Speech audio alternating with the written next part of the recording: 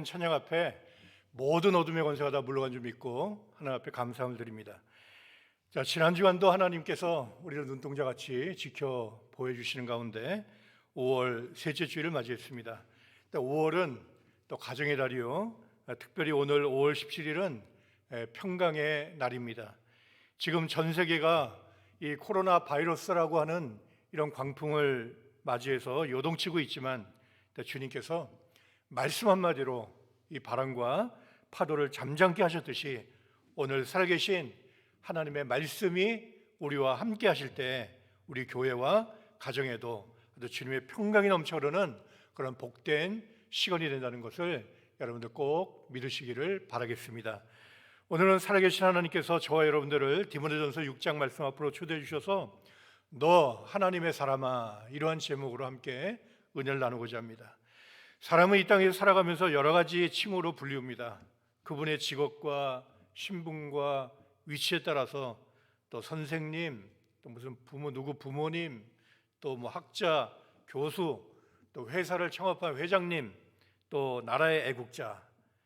이분은 내가 참 존경하는 선생님이라고, 참 이분은 내 생명의 은인이라고, 내가 만일 이분 만나지 않았다면 지금의 나는 아마 존재하지 않았을 거라고, 참 그러한 말을 들을 때 우리는 보람을 느끼고 그분을 다시 한번 쳐다보게 되죠.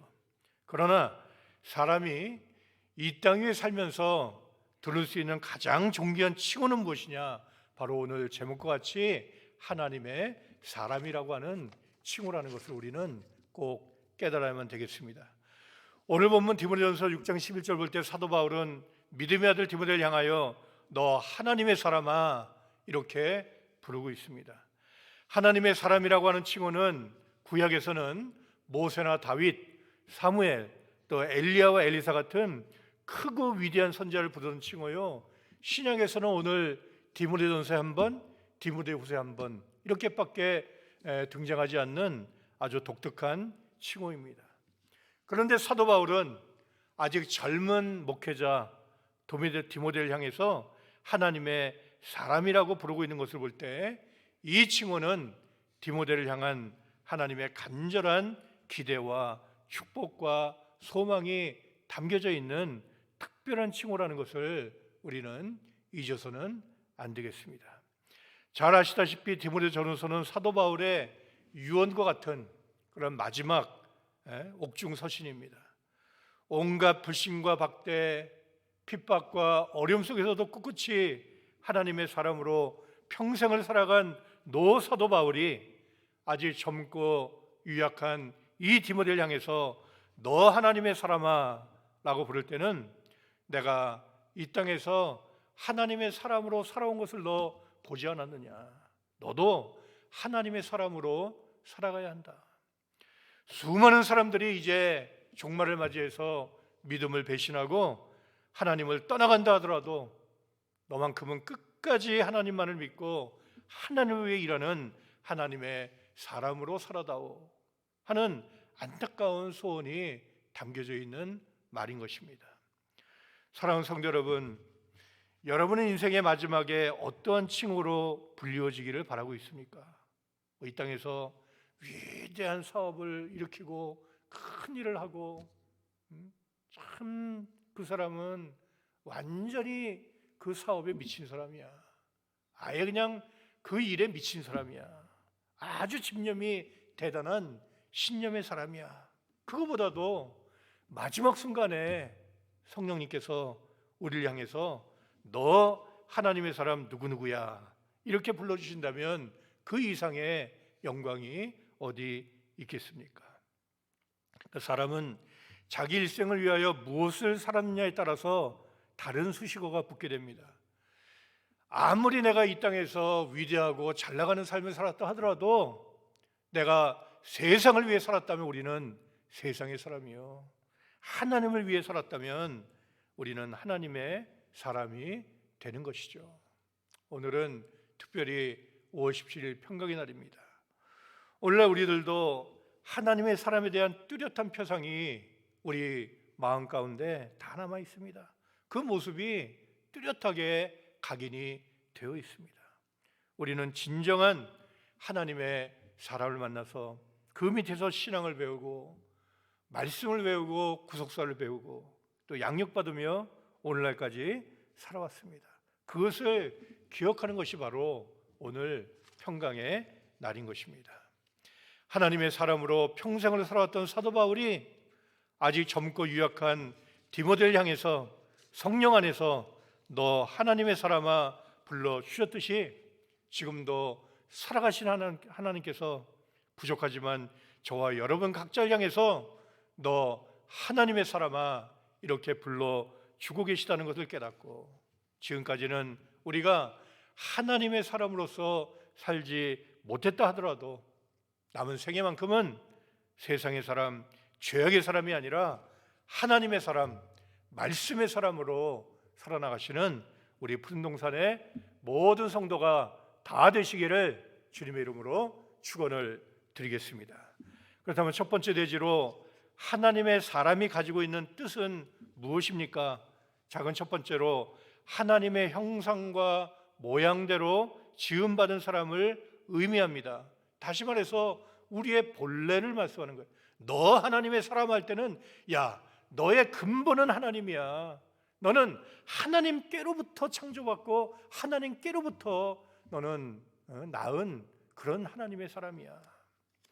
창세기 1장 26절에 하나님이 가라사대 우리의 형상을 따라 우리의 모양대로 우리가 사람을 만들고 그로 바다의 고기와 공중의 새와 육축과 온 땅과 땅에 기는 모든 것을 다스리게 하자 하시고, 여기 형상과 모양 나오죠. 형상은 히브리어로 첼렘이에요. 첼렘. 근데 그 뜻이 뭐냐면 그림자의 그림자. 그림자는 뭡니까? 실체가 있기 때문에 그림자가 생기는 거 아니에요? 그러니까 그림자가 있다는 얘기는 반드시 그 그림자를 쫓아가 보면 실체가 존재한다는 뜻입니다. 다시 말해서 우리의 모든 삶이 실체 되시는 하나님을 보여드리는 그런 삶의 증거가 우리 삶 가운데 충만해야 된다는 그런 뜻입니다. 또한 모양이란 말은 히브리어로 테모트죠. 그건 담다. 자녀가 부모님 같은 어느 구석인가 다 닮고 태어나지 않습니까? 마찬가지로 우리의 외적인 형상과 내적인 성품이 모두 하나님을 닮았다는 뜻입니다. 그래서 시편 16편 3절에 땅에 있는 성도는 존귀한 자니 나의 모든 즐거움이 저희에게 있도다. 참 이러한 축복된 말씀을 우리에게 주신 것입니다. 작은 두 번째로 하나님의 사람이 가지고 있는 뜻은 하나님의 소유임을 의미합니다. 우리의 소속은 세상이 아니라 돈이 아니라 어떤 명예나 어떤 물질이나 부가 아니라 우리의 소속은 하나님이라는 뜻입니다. 세상에서도 그 사람은 대통령의 사람이야. 야, 그 재벌 회장님의 오른팔이야. 그런 말 하잖아요.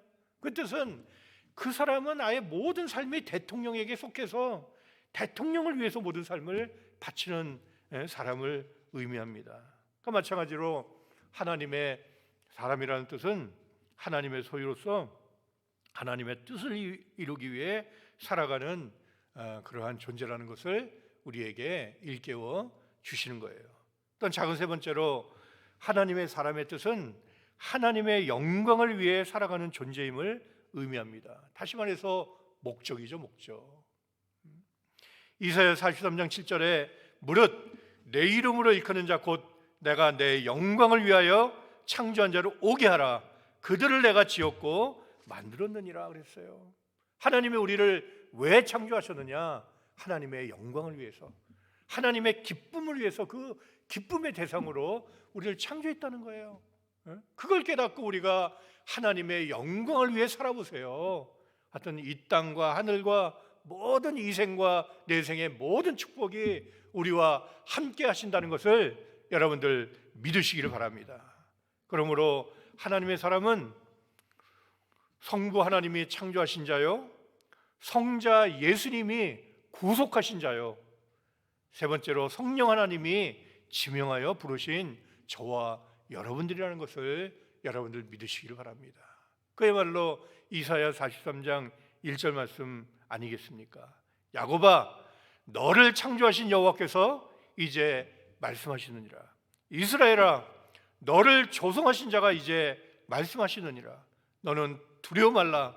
내가 너를 구속하였고 내가 너를 지명하여 불렀나니 너는 내 것이라. 이것이 바로 하나님의 사람의 실체인 것입니다. 그렇다면 그는 필연적 피조물이요 목적적인 존재요 하나님의 영광을 위해 살아가야 하는 사명적인 존재가 아니겠습니까? 이런 것을 잃어버리고 살아가기 때문에 우리의 삶이 답답하고 마음대로 되지 않고 불통하고 말이죠, 꽉 막힌 삶을 살아갈 수밖에 없는 것입니다.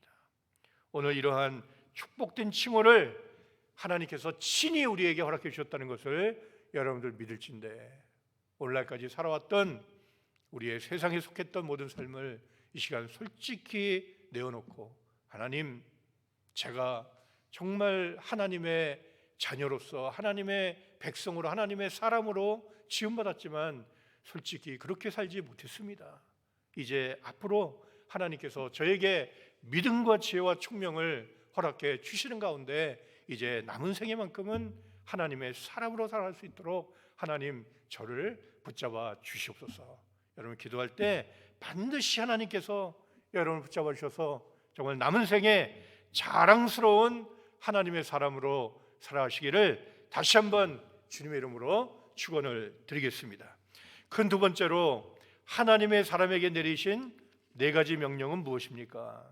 여러분들 잘 들으시기 바랍니다. 나 하나님의 말씀 받았어. 나는 하나님의 축복을 받았어. 내가 30년 40년 동안 받은 말씀이 어딘데? 여러분들 그것만 자랑할 게 아니에요. 그런다고 그것이 내 것이 됩니까? 깨달아야 돼, 깨달아야 돼요.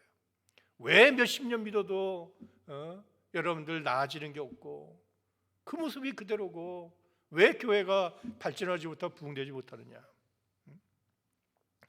하나님께서 아담에게 에덴 동산을 허락해 주셨지만 동시에 에덴 동산을 잘 다스리고 지키라는 명령을 내리셨습니다.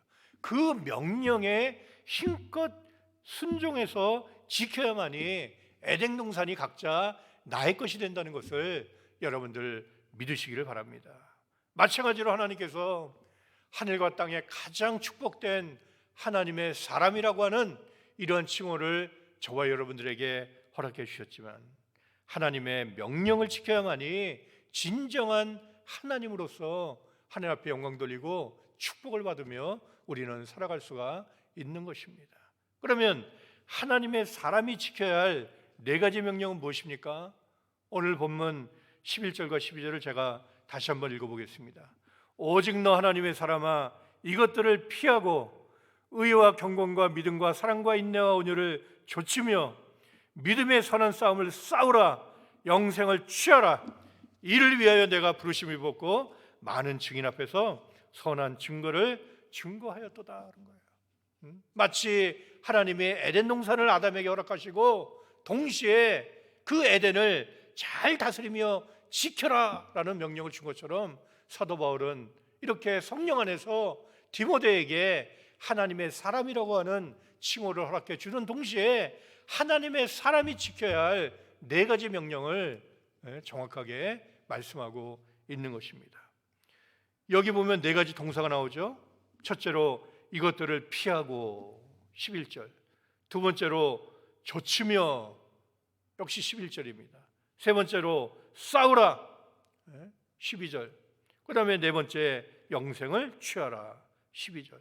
이것이 바로 하나님의 사람에게 내리신 네 가지 명령입니다. 우리가 이 땅에서 진정한 하나님의 사람으로 살아나기 위해서는요 반드시 네 가지 명령을 따라서 살아나가야 되는 것입니다. 그렇다면 첫 번째로 피하라. 이것은 뭘 의미합니까? 성별의식을 얘기해요. 성별의식, 분리, 세상과의 분리, 세상과의 분리를 얘기하는 거예요. 그래서 피하라란 말은 헬라어로 퓨고란 뜻이에요. 퓨고. 그것은 떠나다, 피하다. 그러니까 하나님의 사람은 피할 것은 피하고 쫓아갈 것은 쫓아가야만이 하나님의 사람으로서 살아갈 수 있는 거예요. 믿음의 조상 아브라함에게 내리신 첫 번째 명령이 그래서 뭡니까? 떠나라는 거예요. 떠나라는 거. 첫째 명령이 다른 게 아니에요. 떠나라, 떠나라. 창세기 12장 1절에 여호와께서 아브라함에게 이르시되 너는 너의 본토 친척 아비집을 떠나 내가 내게 지시할 땅으로 가라. 분명히 순서가 있잖아요. 먼저 떠나고 피한 다음에 가야 한다는 거예요. 가야 한다는 거예요. 왜 떠나라 하십니까? 떠나지 않고는 새로운 목적지에 도착할 수가 없기 때문입니다. 갈대아우를 떠나지 않고는 약속의 땅에 들어갈 수 없습니다. 애굽을 떠나지 않고 가나안 땅에 들어갈 수가 없습니다. 바벨론을 떠나지 않고는 우리는 종말에 새 예루살렘 성 에스겔 성전에 들어갈 수가 없는 것입니다. 마찬가지로 우리는 하나님의 사람은 먼저 떠나야 할 이 애굽 같고 바벨론 같은 죄악의 도성을 먼저 과감하게 떠나야 하는 것입니다. 이것은 뭘 떠나야 하느냐? 이것은 구체적으로 오늘 본문 디모데전서 6장 3절부터 10절에 나타난 불신적인 요소들을 의미합니다. 이런 애굽이 딱 눈에 보이고 바벨론이 딱 보이면야 문패가 달려있다면야 간단하지. 거기만 안 들어가면 되잖아요. 근데 이게 영적 문제 아닙니까? 영적인 세계야. 바벨론과 애굽은요 세상 어느 곳이나 존재하는 거예요. 어느 시간이나 말이죠. 그래서 사도 바울은 이어서 디모데전서 6장 3절부터 10절을 통해서 우리가 떠나야 할 그 바벨론의 그 요소가 무엇인지를 정확하게 말씀하고 있습니다. 자, 좀 길지만 제가 한번 읽어드릴 테니까 저는 이걸 읽으면서 이게 현대인들의 자화상이고 바로 믿는다고 하는 나의 자화상이 아니겠느냐 이런 생각이 너무나 강하게 들었습니다. 그러니까 지금 하나님께서 정말 저와 여러분들을 사랑해서 하나님의 사람으로 영광스럽게 살아가기를 원하시기 때문에 오늘 이러한 말씀을 들려주신다는 걸 꼭 믿으시는 마음으로 한번 들어보세요. 자, 디모데전서 6장 3절로 10절 볼 때 누구든지 다른 교훈을 하며 바른 말 곧 우리 주 예수 그리스도의 말씀과 경건에 관한 교훈에 창념치 아니하면 저는 교만하여 아무것도 알지 못하고 변론과 언쟁을 좋아하는 자니 이로써 투기와 분쟁과 회방과 악한 생각이 나며 마음이 부패해지고 진리를 잃어버려 경건을 이익의 재료로 생각하는 자들의 다툼이 일어나느니라. 그러나 지족하는 마음이 있으면 경건이 큰 이익이 되느니라. 우리가 세상에 아무것도 가져온 것이 없음에 또한 아무것도 가지고 가지 못하리니 우리가 먹을 것과 입을 것이 있은즉 족한 줄로 알 것이니라. 부하려 하는 자들은 시험과 올무와 여러 가지 어리석고 해로운 정욕에 떨어지나니 곧 사람으로 침륜과 멸망에 빠지게 하는 것이라. 돈을 사랑함이 일만하게 뿌리가 되나니 이것을 사모하는 자들이 미혹을 받아 믿음에서 떠나 많은 근심으로써 자기를 찔렀도다. 생생한 선교의 현장에서 사도 바울이 몸으로 영으로 마음으로 체득한 그런 현실이 아니겠습니까?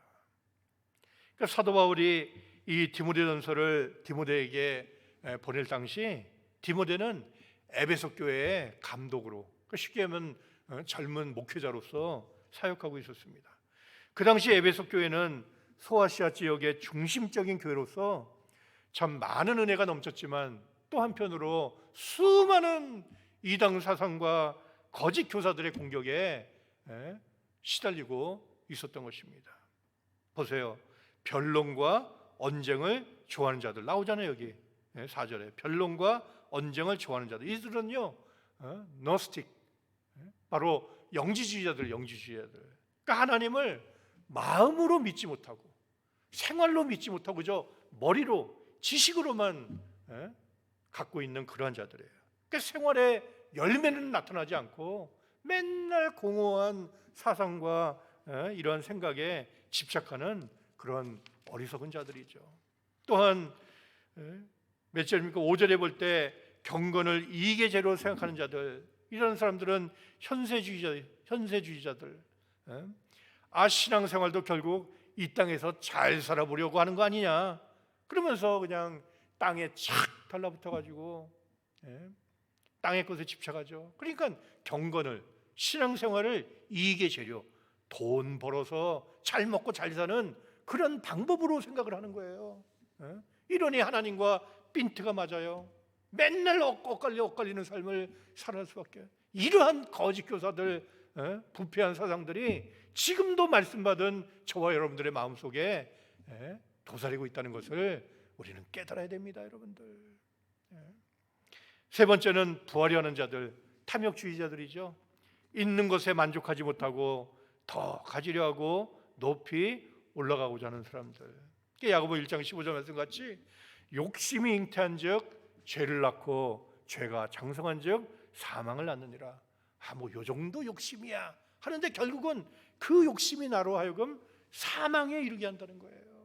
이런 것을 누누이 들으면서도 또 빠지고 또 걸려 넘어지고 또 주저앉고 말이죠. 이러한 자들이 에베소 교회에 가득했던 것입니다. 사도 바울은 오늘 본문에서 그들의 정체를 잘 간파하고 폭로하고 있어요.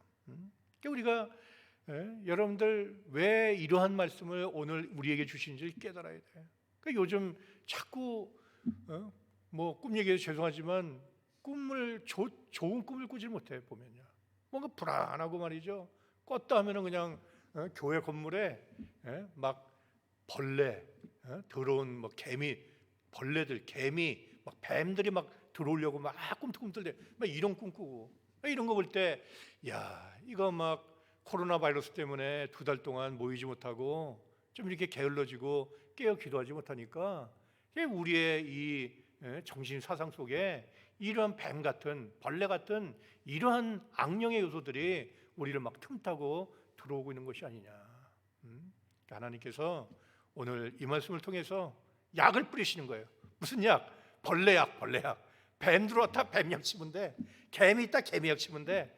벌레 있다 벌레약 치면요 다 죽고 안 들어옵니다. 마찬가지로 하나님이 지금 우리의 심령과 온 영혼육에 하나님의 말씀이라고 하는 신령한 약을 쳐서 이제 이러한 악령의 요소들을 다 물리쳐 주신다는 거 꼭 믿으시고 믿음으로 이 말씀을 꼭 붙잡으시기 바랍니다. 그래서 사도 바울은 오늘 본문에서 그들의 정체를 잘 간파하고 폭로하고 있어요. 우리를 망하게 하는 것들. 3절에 다른 교훈 그랬어요. 다른 교훈. 하나님의 말씀이 순전하지 아니하느냐. 근데 왜 너희가 괴악한 누룩더렁이, 왜 섞인 누룩더렁이 같이 됐느냐. 사도 바울이 고린도후서에 얼마나 야단을 쳤습니까? 다른 교훈, 하나님의 말씀에 슬그머니 사람의 생각을 덧붙여버려. 그래 나중에 이게 변질돼 버리는 거예요. 다른 교훈. 두 번째는 4절에 교만이 뭡니까? 자기 생각을 하나님 말씀보다 더 우위에 두는 거예요. 엊그저께 새벽 예배, 요새 새벽마다 원로 목사님 설교 듣잖아요. 제가 놀랐어요. 주일날 예배 드리는 조회수보다 새벽 예배 드리는 조회수가 더 많아. 그러니까 새벽에 이게 원로 목사님 말씀 띄우잖아요. 그러면 전 세계 사람들이 다 보니까요. 수백 번, 막 500번, 600번 봅니다. 그런데 그 말씀하시는데 왜 기도하지 않느냐? 교만해서 그렇다는 거예요. 하나님보다 자기가 더 높아져 있는데 왜 어떻게 기도가 나오냐는 거예요. 내가 하나님 밑에 있어야 하나님께 사정하고 하나님께 아뢰고 부탁을 하는데 자기가 하나님보다 더 높아 있어. 그러니 그런 마음이 어떻게 기도할 수 있느냐. 여러분들 기도 생활에 지금 허점이 없습니까? 정말 깨어 기도하고 있습니까? 그러지 못하다면 어느 순간 이렇게 다른 교훈, 교만함이 내 속에 침투해 있다는 것을 우리는 깨달아야 되는 거예요. 그 다음에 5절에 부패는 뭡니까? 두 주인을 섬기는 거예요. 두 주인. 그 다음에 네 번째 9절에 욕심, 돈을 하나님보다 더 사랑하는 우상숭배죠. 그 다음에 다섯 번째는 10절에 배반할 배자에다가 말씀 돋자, 믿음을 배반하고 하나님을 떠나는 거. 결국은 하나님을 떠나게 만들고 하나님의 사람으로 하여금 하나님의 사람이 아니라 세상의 사람으로 변질시켜 버리는 이 사단마귀의 술책이 바로 이러한 것이라고 이 디모데 전서 오늘 본문을 통해서 사도 바울은 우리에게 낱낱이 고발하고 이것을 먼저 떠나야 된다는 거예요, 믿음으로. 사도 바울은 이러한 죄악들을 이기는 길을 제시하고 있습니다. 6절 말씀이죠. 지족하는 마음, 자족하는 마음, 영어로 contentment, 만족하다 그런 소리죠.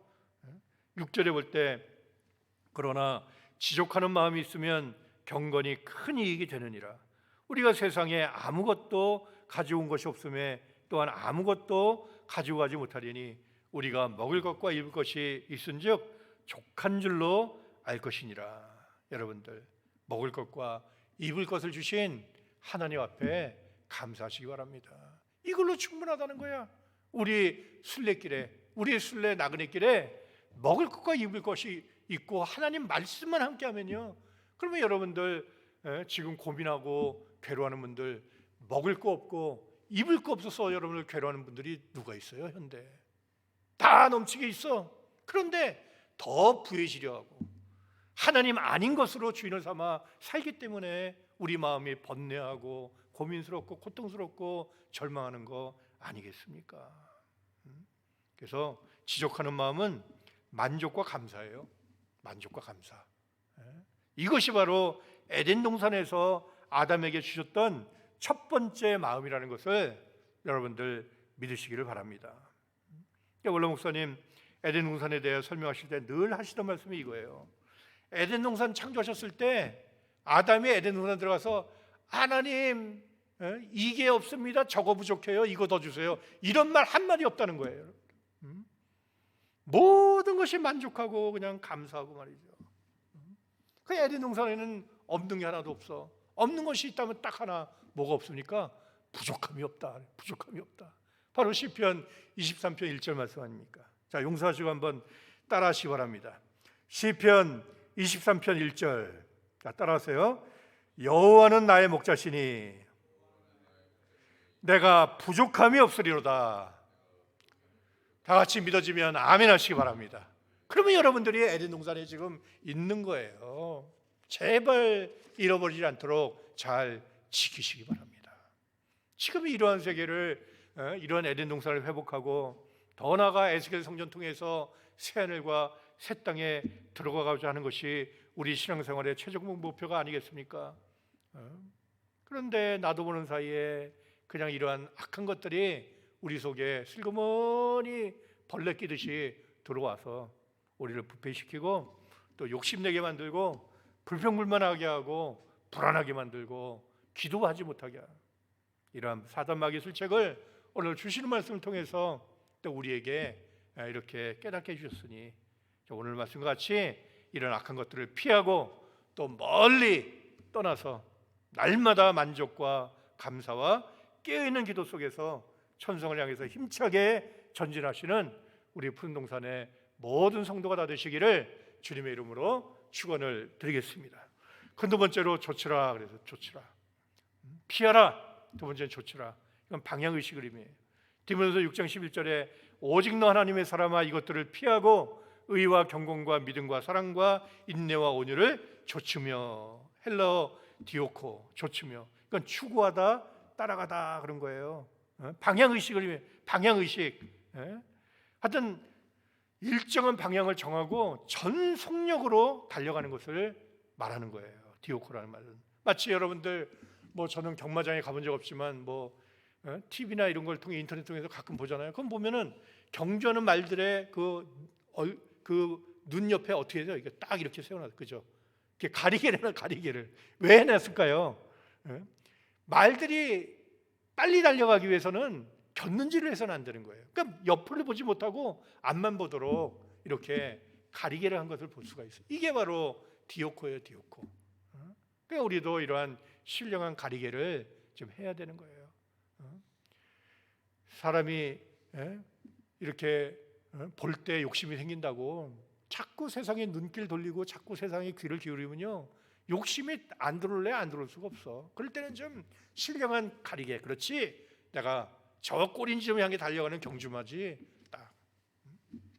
그래서 사도 바울은 6가지로 우리가 좇아야 할 내용에 대해서 말씀하고 있어요. 의는 뭐냐? 사람이 만든 그런 의가 아니라 하나님의 의가 나타난 복음을 믿는 것이 우리가 쫓아가야 할 의예요. 의, righteousness. 두 번째, 경건. 경건은 뭡니까? 하나님의 성품을 닮아가는 거예요. 그럴 때 복달란 소리 안 해도 하나님의 선하신 성품을 닮아갈 때 복이 저절로 우리에게 굴러 들어올 줄로 믿으시기를 바랍니다. 이게 진정한 기독교의 복이에요. 세 번째는 믿음. 믿음은 변심이 없는 거죠. 한 번 믿으면 죽을 때까지 믿는 거야. 믿음에 여러분들 뒤돌아서는 게 없어요. 에스겔 성전은 한 번 들어가면 앞만 향해서 가야 되는 성전이에요. 뒤돌아서 나가는 문이 없어. 앞으로 나가야지. 이 얘기는 뭐냐? 한 번 믿으면 뒤돌아봄이 없다는 거예요. 이게 진정한 믿음. 네 번째, 사랑. 기독교는 사랑의 종교죠. 그 중에 제일은 사랑이라. 아무리 좋은 일 많이 하고 경건하게 산다 해도, 내 재산 다 바쳤다 하더라도 내 속에 사랑이 없으면 아무 소용이 없어요. 참 요즘 많이 깨닫습니다. 주님 말씀하시기를 마태복음 24장 12절에 불법이 성함으로 많은 사람의 사랑이 식어지리라. 그래서 괴로운데 사랑이 없기 때문에 내 속에 자녀에 대한 사랑이 사라져, 부모에 대한 사랑이 사라져, 이웃에 대한 사랑이 사라져, 일에 대한 열정이 사라져. 괴로워. 근데 왜 사랑이 식어지느냐? 불법이 성함으로. 한마디로 죄 때문에, 우리 속에 죄를 회개하지 않기 때문에 사랑이 식어지는 때가 온다. 예수님이 말씀하신 거예요. 그래서 디모데후서 3장 1절에 말세에 고통하는 때가 이르르니 하나님의 참사랑, 십자가의 참사랑을 잃어버린 인간들에게 다른 세 가지 사랑이 찾아온대요. 첫째는 자기를 사랑하고, 2절이죠. 디모데후서 3장 2절에 볼 때 말세에 고통하는 때가 이르르니 뭐예요? 사람이 자기를 사랑하고, 두 번째는 돈을 사랑하고, 세 번째는 쾌락 사랑하기를 하나님 사랑하는 것보다 더하리라. 이러한 세상이 온다는 거야. 그러니까 내 속에 에너지가 없으면 여러분들 움직이지 못해요. 차가 엔진이 돌지 않으면요, 차가 전진하지 못해요. 뭔가 뜨거운 사랑과 열정이 있어야 사람은 살아갈 수가 있어요. 그런데 문제는 내 속에 지금 어떤 사랑이 뜨겁게 충만하느냐, 이게 문제죠. 하나님의 사랑이냐, 아니면 세상의 헛된 사랑이냐. 그래서 하나님의 참사랑, 하여튼 십자가의 아가페 사랑만이 충만한 우리 푼동산의 하나님의 사람들 다 되시기를 주님의 이름으로 축원을 드리겠습니다. 또한 다섯 번째로 인내를 좇아야 되는데, 인내는 뭡니까? 끝까지 참는 거예요. 마태복음 24장 13절에 예수님의 종말의 결론이 뭐예요? 그러나 끝까지 견디는 자는 구원을 얻으리라. 견딜래야 견디기 힘든 세상이 와요. 성도의 권세가 다 깨진대. 야, 내가 그래도 하나님 믿는 하나님의 아들, 딸이야, 하나님의 백성이야, 나 어느 교회 성도야, 그 자랑이 다 깨져버리고 말도 못 끊을 정도의 그런 세상이 온다 할 때 얼마나 악한 세상이 오는 겁니까? 그럴 때도 하나님의 약속을 바라보면서 끝까지 참고 기다리는 것. 우리가 받은 약속이 이루어지기까지 성도에게는 반드시 인내가 필요한 거예요. 여섯 번째로 온유. 좀 사람이 부드럽고 썩내지 않고 말이죠. 고린도서 13장 5절에 있잖아요. 사랑은 무례히 행치 아니하며 자기의 유익을 구치 아니하며 성내지 아니하며 악한 것을 생각지 아니하며. 이것이 참된 하나님의 사람의 속성이 되는 것입니다. 큰 세 번째로 싸우라. 젖혀라. 피하라. 그다음에 젖혀라. 세 번째는 싸우라 그래요. 싸우라. 이것은 전투의식을 의미해요. 전투. 세상에서도 여러분들 무언가 내 것으로 만들기 위해서는요, 그냥 속된 말로 그냥 머리가 깨질 정도로 여러분들 애쓰고 힘써야만이 내 것이 되지, 공짜로 내 것 되는 거 맞습니까? 영적 세계도 마찬가지라는 거예요. 디모데서 6장 12절에 올 때 믿음의 선한 싸움을 싸우라 그랬어요. 싸우라. 싸우는데 여러분들 땀나지 않고 피 흘리지 않는 싸움 받습니까? 그래서 싸우란 말은 헬라어로 아고니조마이. 아고니가 뭐냐면요, 영어로도 에고니, 그 고통을 얘기하잖아요. 그 얘기하는 아주 고통스러울 정도로 힘쓰는 것을 얘기하는 거예요. 고통스러울 정도로 싸워. 그래서 싸우라. 아고니조마의 뜻은 뭐냐? 투쟁하다, 쟁취하다 그런 거예요. 투쟁하다, 쟁취하다. 그러니까 신앙생활은 영적인 전쟁입니다. 악한 영과의 싸움이에요. 그래서 성경에는 전쟁 이야기가 무척 많이 나옵니다. 그런데 보이는 전쟁 배후에는 반드시 보이지 않는 영적인 전쟁, 하늘의 전쟁이 먼저 있습니다. 사사기 5장 20절에 볼 때 별들이 하늘에서부터 싸우되 그 다른 길에서 시스라와 싸우다. 드보라의 신복 이 바락이 나가서 군대 상대방 군대 장관 시스라와 싸웠잖아요. 그리고 그 바락과 시스라가 싸우기 전에 먼저 별들이 하늘에서부터 싸웠대. 별들의 전쟁, 스타워스가 있고 난 다음에 이 땅에서 전쟁이 있다는 얘기예요.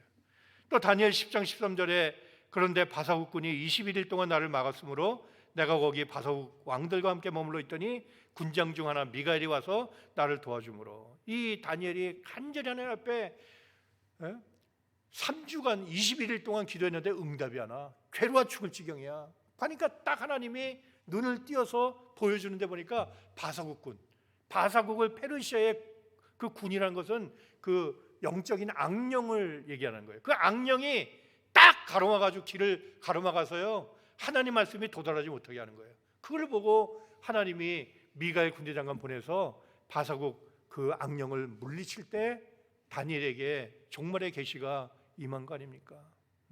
그러니까 이런 세계, 이런 세계, 우리가 살아가는 세계가. 그 다음에 요한계시록 9장 7절에도 황충들의 모양은 전쟁을 위하여 예비한 말들 같고 그 머리에 금 같은 멸류관 비슷한 것을 썼으며 그 얼굴은 사람의 얼굴 같고. 그러니까 황충의 전쟁이죠. 지금도 저 아프리카 동남아에요, 이 메뚜기 때문에 아주 죽을 지경이에요. 안 그래도 먹을 거 없는데 코로나 바이러스 때문에 가뭄 들었는데 이 메뚜기가 다 쓸어 먹는데요. 근데 이 황충의 재앙이 와요. 메뚜기, 로커스트. 근데 이것은 뭐냐면은 정신적인 전쟁이에요. 정신적인 전쟁. 이것이 끝나자마자 유브라 대강의 세계 대전쟁이 일어난 건 영적인 전쟁이 먼저 있고 그 다음에 보이는 세계 3차 대전이 일어나게 돼 있다고 요한계시록 9장이 말씀하고 있는 거예요. 또한 요한계시록 12장 7절이나 에베소 6장 12절 볼 때 우리에게 뭘 말씀하고 있습니까? 반드시 눈에 보이는 전쟁 배후에는 영적인 전쟁이 선행되고 있다는 거예요. 그러니까 보이는 전쟁을 승리하기 위해서는 보이지 않는 영적인 전쟁에서 내가 승리해야 보이는 전쟁에서 내가 승리할 수 있다는 것을 신구약 성경이 말씀하고 있잖아요. 지금 우리의 신앙생활도 마찬가지입니다. 지금 우리 주변에 여러 가지 전쟁들이 벌어지고 있습니다. 코로나 바이러스 질병과의 전쟁이 일어나고 있죠. 또 경제적인 물질적인 전쟁이 일어나고 있죠. 또 가정 안에서 여러 가지 어려움과 갈등이라고 하는 전쟁, 또 내 속에 나쁜 그런 좋지 못한 습관과의 전쟁, 이 다 전쟁이야. 그런데 이러한 전쟁에서 승리하기 위해서는 먼저 말씀과 기도라고 하는 영적인 전쟁에서 우리가 승리해야 한다는 것입니다. 디모데전서 4장 5절에 하나님의 말씀과 기도로 거룩하여 지민이라. 틀림없습니다. 여러분들 지금 하루하루 하나님의 말씀을 가까이 하고 성경 부지런히 읽고 기도 생활 잘하고 있다면 여러분은 승리하고 있는 거예요. 그러나 여러분들 예전에 비해서 내가 시간이 더 많은데도 성경도 안 보고 구속사 책도 읽지 않고 또 기도도 제대로 안 해. 그냥 귀찮아 기도도 안 해. 그러면 벌써 내가 영적인 전쟁에서 지금 깨지고 있는 거예요. 그러니 보이는 세상에서 어떻게 승리할 수가 있겠습니까? 히브리 12장 4절에 볼 때 너희가 죄와 싸우되 아직 피 흘리기까지는 대항치 아니하고 그랬어요. 사실 우리들의 신앙의 문제의 대부분은 바로 여기에 있다고 저는 봅니다. 그러니까는 주님은 우리를 위해서 기도하시되 땀방울이 피가 되기까지 기도하셨죠.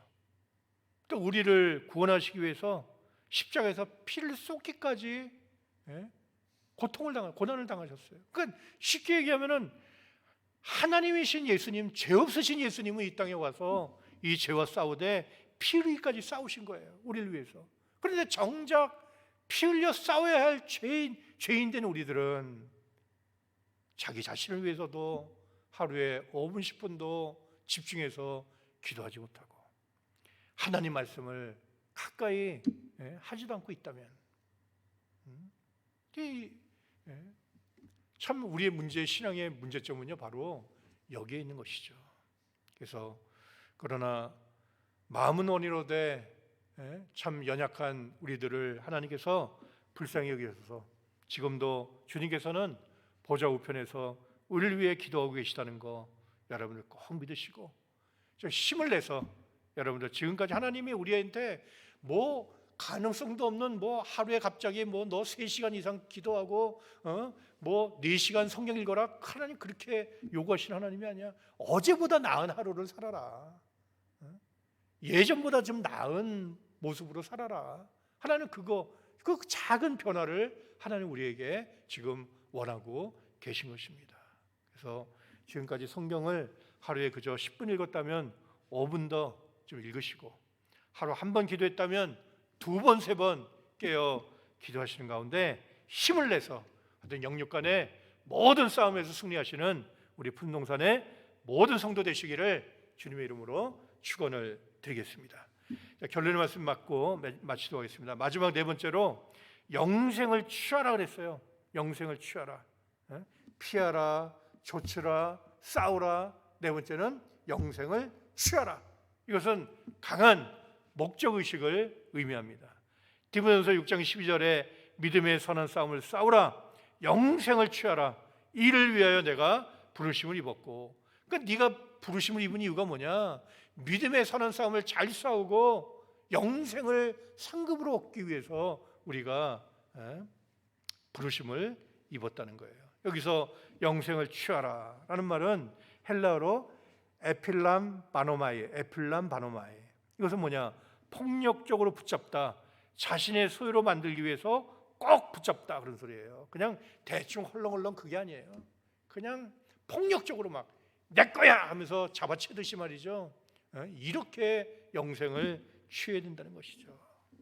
그래서 요한일서 5장 13절에 내가 하나님의 아들의 이름으로 믿는 너희에게 이것을 쓴 것은 너희로 하여금 너희에게 영생이 있음을 알게 하려 함이라. 반드시 우리의 삶 가운데 영육 간에 하나님이 변화 영생의 축복을 허락해 주셨다는 것을 여러분 믿으시고 꼭 붙잡으시기를 주님의 이름으로 축원을 드리겠습니다. 자, 마지막으로 성경 하나 읽고 말씀을 마치겠습니다. 우리 다 같이 요한일서 5장 4절. 오늘 하나님께서 우리에게 하나님의 사람이라고 하는 축복된 칭호를 허락해 주신 줄로 믿습니다. 그렇다면 요한일서 5장 4절에 우리 다 같이 읽도록 하겠습니다. 자, 시작. 대저 하나님께로서 난 자마다 세상을 이기느니라. 세상을 이김은 이것이니 우리의 믿음이니라 그랬어요. 여기 하나님께로서 난 자마다 세상을 이기느니라 그랬잖아요. 그러니까 하나님께서 난 자, 곧 하나님의 아들들, 곧 하나님의 사람 아니겠습니까? 그러니까 하나님께로서 난 자, 하나님의 사람은 세상을 이기신 예수 그리스도를 믿는 믿음 안에서 우리도 이 세상을 이기게 되어 있다는 거 여러분들 꼭 믿으시고, 하여튼 하나님 앞에 모든 근심과 걱정과 염려, 또 오늘날까지 내가 하나님 앞에 올바로 살지 못해 부족한 모습으로 살아왔던 그 죄송스러운 마음, 오늘 참 이렇게 주시는 말씀 앞에 다 내어놓고 회개하고 다 맡기시는 가운데 이제 남은 생에 오직 하나님의 살아계신 말씀과 또한 깨어 기도하는 말씀과 기도의 생활 가운데 하나님 앞에 날마다 가까이 나가는 이 시대에 하나님의 사람들이 다 되시는 우리 푼동산의 모든 성도가 다 되시기를 주님의 이름으로 축원을 드리겠습니다. 자, 우리 기도하고 마치겠습니다. 살아계신 아버지 하나님, 은혜와 사랑을 진심으로 감사함을 드립니다. 오늘 5월 가정의 달, 특별히 평강의 날을 맞이해서 원근각처에서 이렇게 말씀 앞에 모여 거룩한 주일 예배 드리게 하심을 진심으로 감사함을 드립니다. 하나님을 의지하고 하나님을 경외하는 가정 하나님께서 반드시 함께 해주시고 지켜주신다고 약속하셨으니 오늘 예배드리는 모든 가정마다 여호와 삼마 임마누엘의 축복으로 함께 해주시고 사비브의 축복으로 둘러진 저 지켜주시는 복된 역사만이 가정마다 넘치게 허락하여 주시옵소서. 오늘날까지 헤아릴 수 없는 은혜와 말씀의 은총을 넘치게 받았음에도 불구하고 하나님의 사람으로 살지 못하고 세상의 사람, 죄악의 사람으로 살아왔음을 저희들 솔직히 고백하오니 용서하여 주시옵소서. 이제 남은 생에 하나님께서 인정하시고 하나님 앞에 영광 돌리기에 부족함이 없는 하나님의 사람으로 살아갈 수 있도록 저에게 믿음을 더해 주시고 지혜와 총명을 허락하여 주시고 진실과 공의와 십자가의 사랑만이 넘쳐흐르는 우리의 삶이 될 수 있도록 축복하여 주시옵소서.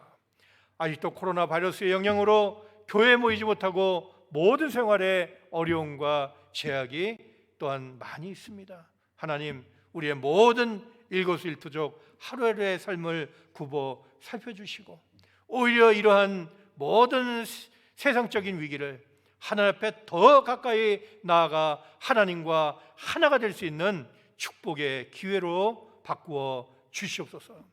사랑하는 우리의 부모 형제 또 우리의 사랑하는 자녀들 지금 우리와 함께하지 못하고 또한 어느 곳에 있든지 간에 하나님 눈동자같이 늘 지켜보아 주시고 악한 길에 빠지지 않고 오직 말씀의 길 평강의 길로만 달려갈 수 있도록 붙잡아 주시옵소서. 남은 예배 시간도 아버지 대능의 손에 맡겨놓고 존귀하신 예수 그리스도 이름 높이 받들어 감사 기도 올리옵나이다. 아멘. 하나님께 영광과 감사의 박수 올리겠습니다.